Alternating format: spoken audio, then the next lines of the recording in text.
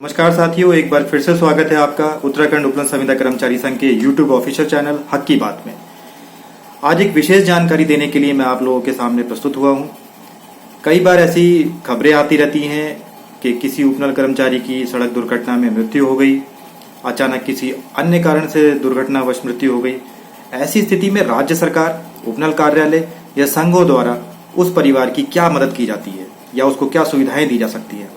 तो मैं बताना चाहूंगा आपको। संघ द्वारा यानी उत्तराखंड उपनल संविदा कर्मचारी संघ द्वारा इस संबंध में उपनल कार्यालय को एक मांग पत्र दिया गया था और मांग पत्र में ये मांग की गई थी कि कर्मचारियों के साथ में ऐसी जब भी अप्रिय घटना घट जाती है तो परिवार के सामने एक बहुत ही बड़ा संकट, एक आर्थिक संकट खड़ा हो जाता है और उस आर्थिक संकट से उबरने के लिए परिवार के पास कोई ऐसी सुविधा नहीं होती है, कोई ऐसा जरिया नहीं होता है कि वो उससे उबर पाए और परिवार टूटता चला जाता है। तो संघ द्वारा ये मांग की गई थी कि समस्त उपनल कर्मचारियों का जो बैंक अकाउंट है जिसमें उनकी सैलरी आती है वो SBI और PNB ही है,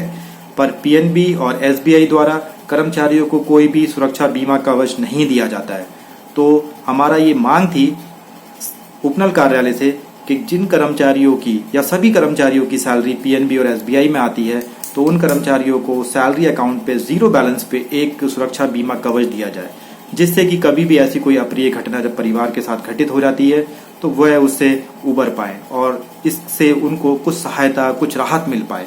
तो उपनल द्वारा अपने 19वें स्थापना दिवस के दौरान यह घोषणा की गई कि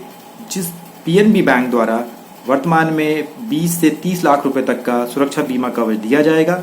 और इसके अलावा यह भी बताया गया कि SBI पहले से ही, मतलब ऑलरेडी वो पहले से ही दे रही है 30 लाख से 40 लाख रुपए तक का सुरक्षा बीमा कवच। जब भी किसी कर्मचारी के साथ ऐसी घटना घटित हो जाती है तो मेरा अनुरोध है कि परिवार की मदद के लिए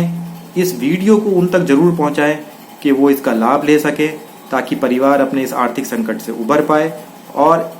इस सुविधा को कैसे प्राप्त किया जाएगा, इस सुविधा को प्राप्त करने के लिए आप उपनल कार्यालय से संपर्क करें, संबंधित पेपर्स उनके सामने दिखाएं और इस सुविधा का लाभ लें, जिससे कि कुछ हद तक कर्मचारी के परिवार को राहत मिल जाए। इसके अतिरिक्त मैं ये भी बताना चाहूँगा कि ऐसी जब भी कोई घटना घटित होती है, किसी कर्मचारी को अपने कार्य स्थल पे होने वाले किसी कार्य से कोई रोग हो जाता है या उसकी मृत्यु हो जाती है, असमयिक या अकारण मृत्यु हो जाती है, तो उस समय ESI के माध्यम से भी इस संबंध में लाभ दिया जाता है। वह लाभ क्या होता है? 90% तक सैलरी मिलती है फैमिली को, पेंशन मिलती है फैमिली को और इसके साथ बीमा कवर मिलता है। ये EPF के अतिरिक्त होता है। EPF में पेंशन और बीमा कवर मिलता है, साथ ही साथ ESI से भी मैं पुनः ये रिपीट कर देता हूँ क्या मिलता है। 90% तक सैलरी मिलती है, बीमा मिलता है, साथ ही साथ पेंशन मिलती है, पर ये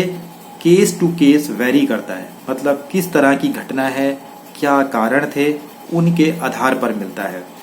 तो मैं ये चाहूँगा कि आप लोगों को ये जानकारी प्राप्त हो गई होगी कि अगर ऐसी घटना किसी के साथ घटित होती है या आप ऐसे किसी को जानते हैं तो उनको ये अवश्य बताएं कि इस प्रकार की सुविधा अब उपलब्ध है। वह ऐसी स्थिति में असहाय महसूस ना करें। अगर फिर भी आपको कोई दिक्कत होती है तो संघ को आप कांटेक्ट कर सकते हैं और संघ से इस संबंध में पूर्ण जानकारी प्राप्त कर सकते हैं। धन्यवाद।